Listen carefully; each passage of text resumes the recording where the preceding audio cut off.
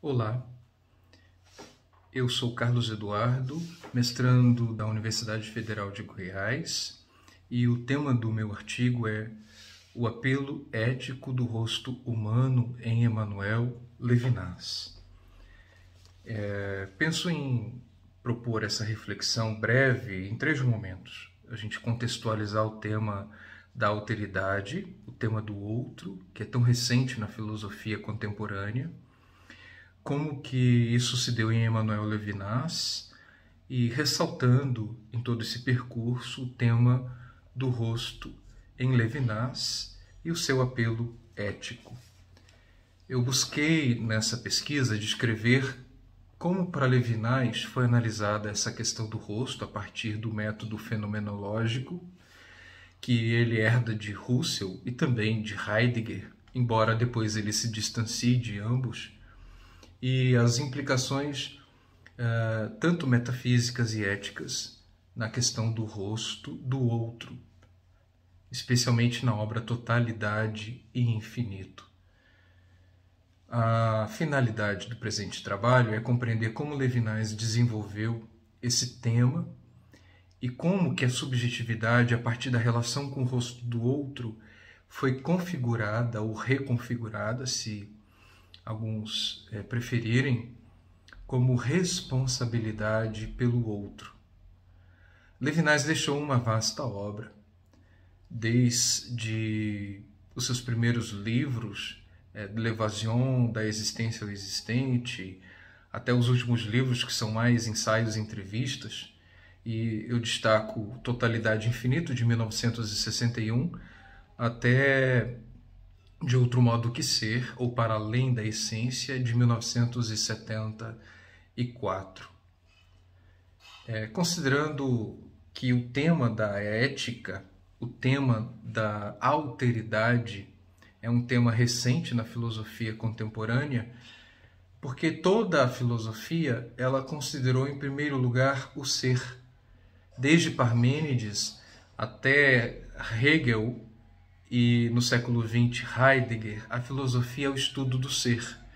E para Levinas, a filosofia nunca deixou de ser uma egologia, ou seja, um saber de poder.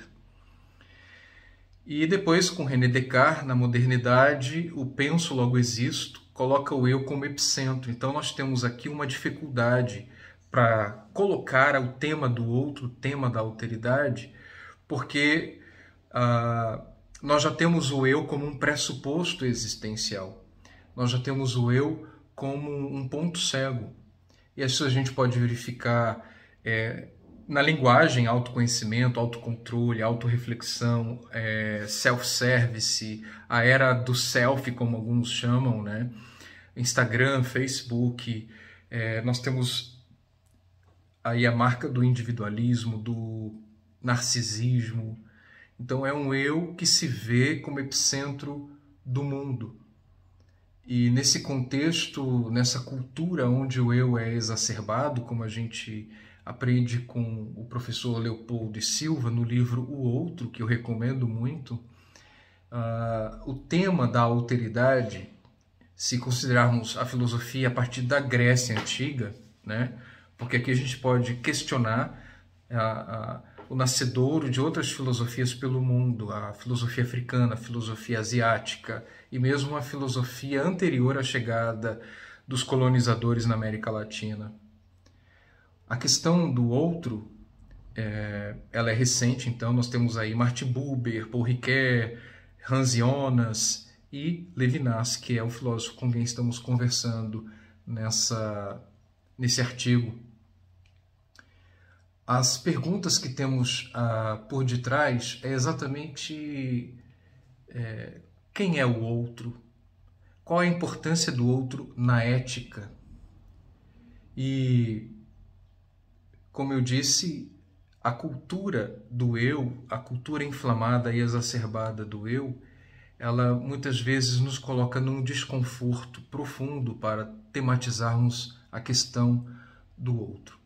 Emmanuel Levinas, ele nasceu na Lituânia em 1905, de família judia, e herdeiro de toda uma bagagem cultural de seu pai, que era livreiro, e foi influenciado pela literatura russa, Dostoiévski, Tolstói, e testemunhou a Revolução Russa, a Primeira Guerra Mundial.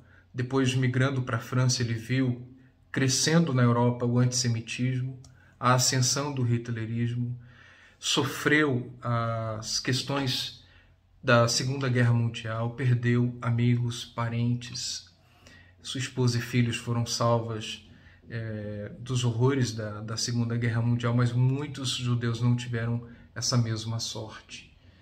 Então, Levinas, que estudou com Husserl a fenomenologia e herda o método fenomenológico, e também com Heidegger, com quem ele vai conversar a maior parte da sua obra, e depois a experiência dos horrores da Segunda Guerra Mundial e, posteriormente, a segunda metade do século XX, Levinas testemunhou a Guerra Fria, as ditaduras nas Américas, na África, os absolutismos regressando na história. Levinas, então, ele pensa, em primeiro lugar, uma saída do ser. Se a gente for tentar colocar aqui um leitmotiv, uma ideia central, uma chave de leitura, seria esta ideia central e original em Levinas, o ser em excesso, o mal de ser. Então, a saída é exatamente ir numa direção para além da ontologia, para além do ser, da questão do ser. E há uma organicidade, podemos falar de um crescendum na obra de Levinas, desde as suas primeiras obras, de L'Évasion, da existência ao existente, até chegarmos em Totalidade e Infinito, que é considerada a obra síntese de Levinas, que é a base da nossa pesquisa, e depois dela, De Outro Modo que Ser, ou Para Além da Essência, obra de 74. O que vem posteriormente, assim, não teria um acréscimo substancial para considerarmos, assim, relevâncias, mas Totalidade e Infinito e De Outro Modo que Ser são as duas grandes obras de Levinas.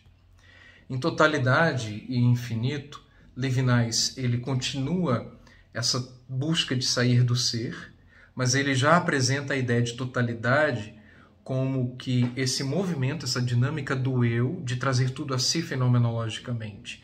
Esse eu que usufrui do mundo, esse eu cuja interioridade busca gozar do mundo, a felicidade do mundo, o descanso, a preguiça, mas é nesse horizonte existencial que surge o outro. E o outro, especialmente no rosto, escapa à possibilidade de ser tematizado, capturado, compreendido pelo mesmo. E o termo mesmo é exatamente essa noção de um eu que tenta trazer o universo a si, as coisas a si, e conceituá-las, tematizá-las e dominá-las. Mas o outro, no seu rosto, escapa. Daí a ideia de infinito. O outro é um infinito, né? Uma ideia herdada de Descartes, e esse infinito é a exterioridade absoluta, que é impossível de ser capturada, conhecida, tematizada e até mesmo assassinada. O rosto do outro na obra de Levinas, portanto, é o ponto alto da sua obra, e o rosto é uma epifania, uma comunicação, e essa comunicação diz ao eu, ao mesmo, não matarás. Então aqui já está apresentado o apelo ético do rosto, que é o tema da nossa pesquisa.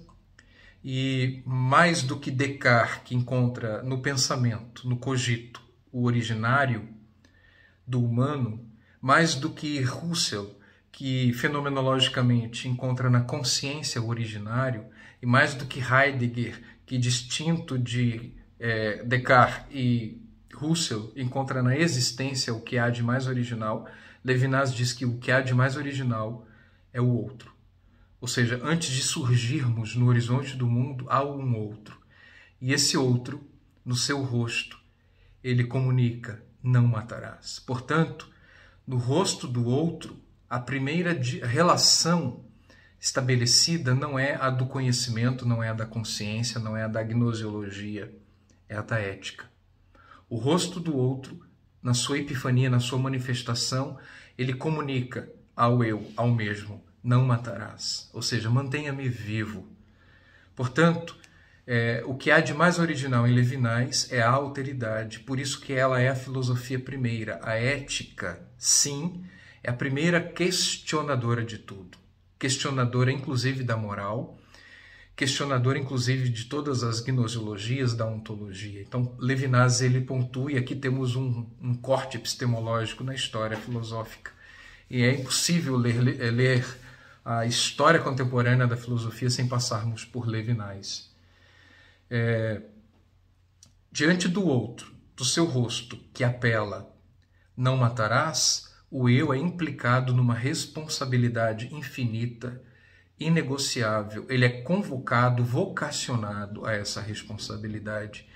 Então, nós temos em Levinas um outro entendimento do sujeito, da subjetividade humana. Ser sujeito significa ser responsável. A identidade do humano é exatamente a responsabilidade. E pode parecer utópico, mas eu acho importante considerarmos a potência dessas reflexões, especialmente num contexto como o nosso, com tantas misoginias, feminicídios, racismos, preconceitos, LGBTfobia, todas as questões e desafios da Europa com os migrantes, os decoloniais. Para Levinas, a filosofia que nasce de uma ontologia é uma filosofia do poder. E o eu penso se tornou eu posso. Então, se esse eu poderoso, esse eu inflamado, essa nossa cultura que vê problemas no uso de máscara, vê problema em selecionar o lixo, em não jogar no mato uma bituca de cigarro porque pode causar incêndio, nessa época despreocupada com a ecologia, aqui podemos fazer uma breve conversação de Levinas com Hans Jonas, né?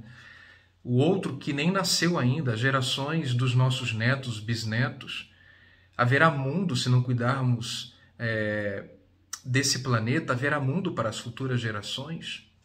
Então, em Levinas, nós temos no apelo ético do rosto um compromisso de responsabilidade que vai além da reflexão, dos discursos, e isso coloca como possível desdobramento uma sociedade mais justa, mais fraterna, pautada na paz, e que começa com a noção do sujeito como ser responsável. Diferente dos contratualistas, diferente de uma ética a partir de uma normatização, a ética em Levinas é um modo de ser. A ética em Levinas é uma responsabilidade pelo outro e também, por acréscimo, o mundo, o planeta, a ecologia, porque pensar a ecologia é também, de algum modo, pensar o outro humano. E como conclusão desses breves comentários, né, sobre o nosso artigo, nós podemos dizer assim, como Carlos Suzin, autor do livro, um livro que chegou nos anos 80 no Brasil, porque Levinas não chegou pela academia, pela filosofia, ele chegou pela teologia da libertação. E Carlos Suzin foi um desses primeiros que apresentou a filosofia de Levinas na América Latina, assim como Henrique Dussel, na obra O Homem Messiânico. O Suzin, ele comenta que onde o humano perde a significação, cresce a violência. E a filosofia de Levinas, a filosofia da alteridade de Levinas, ela pode contribuir e muito, gigantemente, para recuperarmos a ideia do vestígio humano, recuperarmos a ideia de futuro, a ideia de paz, uma sociedade pautada numa relação ética. Em Levinas, o um vem depois do dois, o dois do eu e do mesmo, ou seja, na relação com o outro, no seu rosto, que tem um apelo ético, é que inaugura o um da sociedade, na sua justiça, nas suas estruturas democráticas, sejam elas quais forem, mas haverá futuro se soubermos vivenciar a nossa subjetividade como responsabilidade pelo outro humano no apelo ético do seu rosto.